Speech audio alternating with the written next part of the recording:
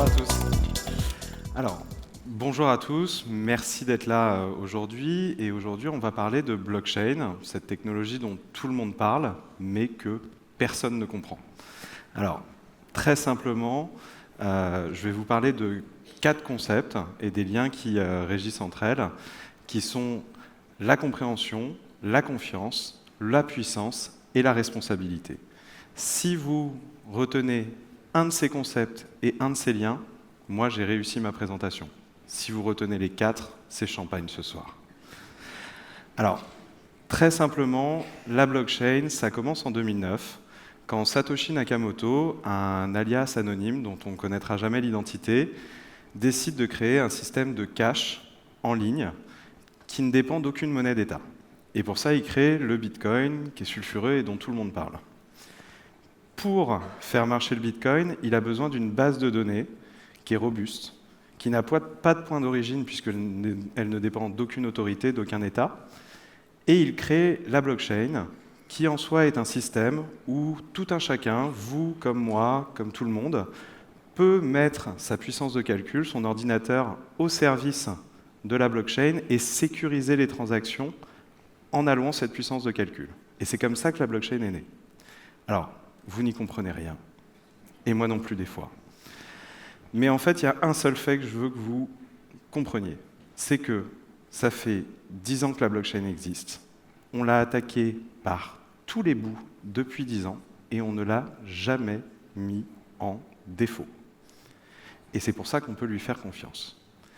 Et ça, c'est important. Pourquoi ? Parce qu'en fait, la façon dont on appréhende une technologie, ce n'est pas par la compréhension d'une technologie, mais par la confiance qu'on en a. Je vous illustre un peu le fait. Très simplement, quand je suis dans une voiture, moi je comprends très bien quand je tourne le volant vers la droite, les roues tournent vers la droite et ma voiture tourne vers la droite. Ça, je comprends. De la même façon, je comprends très bien comment Google marche, c'est-à-dire qu'il a indexé tous les sites du monde entier, il leur a donné une note unique à chacun, et il complexifie l'algorithme d'année en année sur différents critères pour avoir un bon ranking de sites, et le premier site que vous voyez est censé être le plus pertinent. Voilà comment ça marche. Par contre, quand j'envoie des mails, je ne comprends absolument rien aux normes. Le POP, l'IMAP, ce genre de choses, je ne comprends rien. Pour moi, la compréhension des mails, elle est à peu près équivalente à ça. Voilà. Et pourtant, j'en envoie 30 à 40 par jour, et tout va bien. Pourquoi ? Parce que j'ai confiance. De la même façon, on peut l'enlever, de la même façon, quand je monte dans un avion, je comprends très bien comment ça marche, je comprends très bien quel est le lien entre l'aile de l'avion, le vent, et que ça va tirer l'avion vers le haut, et pourtant mon état mental, quand je monte dans l'avion, il est comme ça.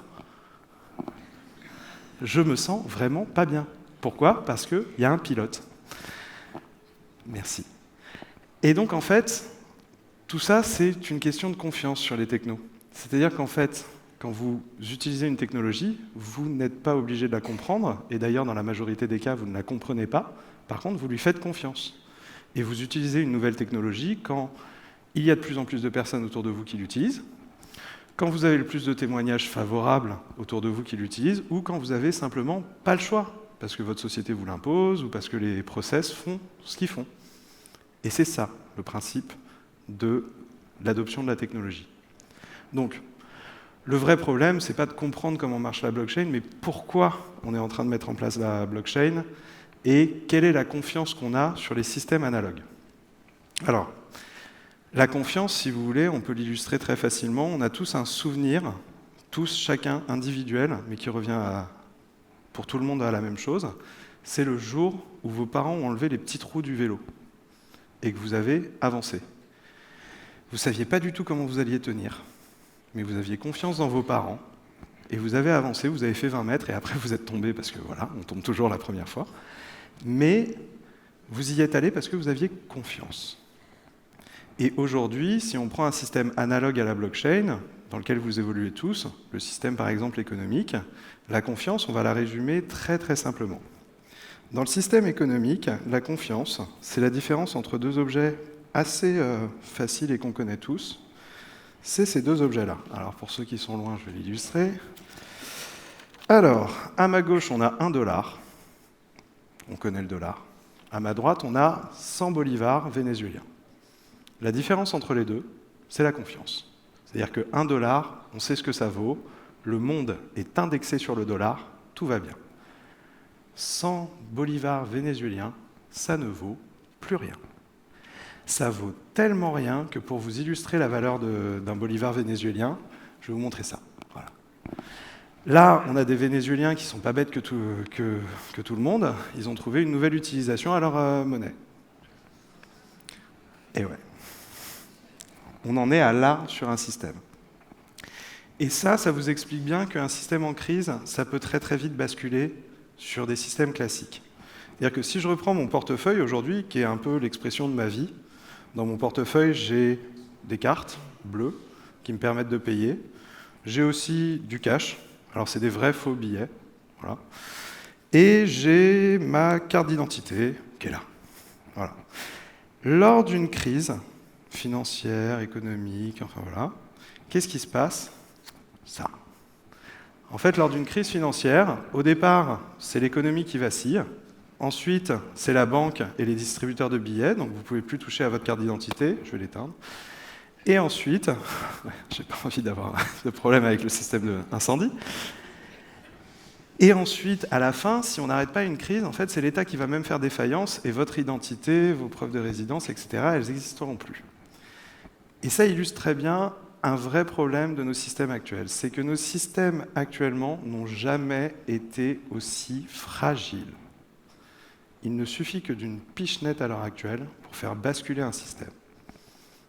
Ils ont des organismes de contrôle qui ont peu d'autorité, peu de pouvoir et donc peu de puissance pour se réguler. Et ça, c'est un vrai problème. On va faire un petit sondage parce que sur ce niveau-là, on se sent tous impuissants au niveau individuel. On se sent tous impuissants face aux crises qu'on va devoir résoudre dans les années prochaines. Les crises sanitaires, les crises climatiques, les crises économiques. On se rend bien compte qu'individuellement, on n'arrivera pas à être la solution. Il n'y aura pas de héros pour nous sauver. Pourquoi? Pourquoi on n'a pas ce pouvoir? Ce pouvoir, on ne l'a pas parce qu'on s'est déresponsabilisé. On n'a plus les responsabilités de notre pouvoir. On va faire un sondage interactif très rapide. Parmi vous, levez-vous tous, ceux qui pensent qu'il faut réduire les gaz à effet de serre et qui pensent que voilà, c'est un vrai enjeu, il faut y aller. Levez-vous tous. Enfin, levez-vous tous, ceux qui le pensent. Vous pouvez lever la main aussi. Voilà. Restez debout. Restez tous debout. Maintenant, parmi tous ceux qui sont debout, qui a un compte dans une banque française? Vous restez debout. Les autres, vous pouvez vous asseoir. Tout le monde. Troisième étape, il est 18h, je pense qu'il y a des banques qui sont encore ouvertes. Changez de banque. Changez de banque tout de suite. Rasseyez-vous. C'est bon, rasseyez-vous. Alors, changer de banque pour une simple et bonne raison, c'est qu'aujourd'hui, et quand on regarde les stats sur les banques, aujourd'hui, la France, c'est 1% des gaz à effet de serre dans le monde. Les banques françaises, c'est 4,5%. On a des systèmes qui consomment plus que nous. Aujourd'hui, 1 000 € dans un compte en banque qui ne bouge pas, c'est 1 tonne de CO2 générée. C'est une voiture qui circule toute l'année. Impressionnant, non? Alors comment on fait? Parce qu'en fait, l'argent qui est sur votre compte, aujourd'hui, il y a une suspension d'incrédulité. La suspension d'incrédulité au cinéma, c'est quand vous allez voir le 5e élément et que vous voyez des taxis qui volent. Et vous êtes dans un monde où les taxis volent, c'est cohérent, vous croyez que dans ce monde, les taxis volent bien, il n'y a pas de problème, vous revenez dans la vie réelle, les taxis ne volent pas, mais vous avez adhéré au message, vous avez adhéré à l'univers. Aujourd'hui, vous adhérez à un univers où vous vous dites que les 1 000 € par exemple qui sont sur votre compte, sur votre solde, ils sont dans une petite boîte à votre nom et ils ne bougent pas. Et la réalité, elle est différente. C'est qu'en fait, ces 1 000 €, ils sont investis dans des projets qui sont décidés par la banque au-dessus. Et ces projets, à 70%, c'est des centrales à charbon, c'est des sables bitumineux, c'est des projets qui ne sont pas vraiment des projets dans des valeurs auxquelles vous adhérez. Donc qu'est-ce qu'on fait maintenant? Parce qu'on n'a plus de responsabilité, donc on n'a plus de pouvoir. Et c'est ça l'objectif de la blockchain. En blockchain, on décentralise pour récupérer nos responsabilités, pour ensuite créer des systèmes de finances décentralisés. Parce que dès qu'il y a un centre, il y a des décisions qui ne vous conviennent pas. Nous, on crée des systèmes qui sont plus robustes, plus flexibles, et qui permettent de créer en fait des banques sur mesure à l'échelle des individus. Ça demande un petit travail individuel de chacun, de comprendre quelles sont ses valeurs et quels sont les points sur lesquels ils veulent appuyer. Mais je suis désolé de vous le dire, mais si on veut résoudre tous les problèmes aujourd'hui, il va falloir qu'on se re-responsabilise. Parce que si vous voulez, on connaît tous la maxime dans Spider-Man de l'oncle Ben, qui dit qu'un grand pouvoir implique de grandes responsabilités. Mais on a oublié que le monde dans lequel cette maxime est dite, c'est un monde où des super-héros émergent. Il n'y a pas de super-héros dans notre monde actuellement, et il n'y en aura pas. En fait, la maxime, elle est inverse dans notre monde, c'est des responsabilités apportent du pouvoir. Et donc, vous avez besoin de plusieurs éléments. Si on reprend un peu les liens logiques que je vous ai dit, en fait, tout le jeu, il est simple. On reprend nos responsabilités pour réavoir du pouvoir, pour ensuite comprendre un système et lui faire confiance. Pourquoi? Parce que c'est nous les maîtres à bord. Aujourd'hui, vous devez être les capitaines de votre propre navire. Et la seule confiance qu'on peut avoir, c'est la confiance que, ici, au sein de toute cette salle, on va tous faire des bonnes choses, ou en tout cas que les actions mauvaises vont être compensées par les bonnes actions, et qu'on arrivera à un équilibre. Quand on met un centre, on n'a plus d'équilibre. Quand on met un centre, on est assujetti à des volontés. Voilà, j'ai à peu près expliqué tout ce qui devait s'expliquer sur la blockchain, même si vous n'avez pas forcément compris exactement comment ça marchait minute par minute dans ce monde en temps réel, vous comprenez quels sont les enjeux et le pourquoi du comment. J'ai une dernière chose à vous dire, et ce principe, il est sur la confiance. On a parlé de confiance dans les systèmes, on a parlé de confiance dans les technologies, on a parlé de confiance dans l'innovation, mais on n'a pas parlé du plus important, c'est la confiance en vous.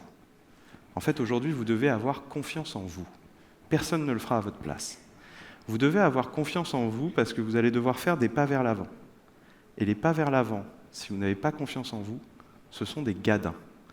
Par contre, si vous avez confiance en vous, que vous vous ratiez ou pas, vous aurez avancé. Voilà. Merci.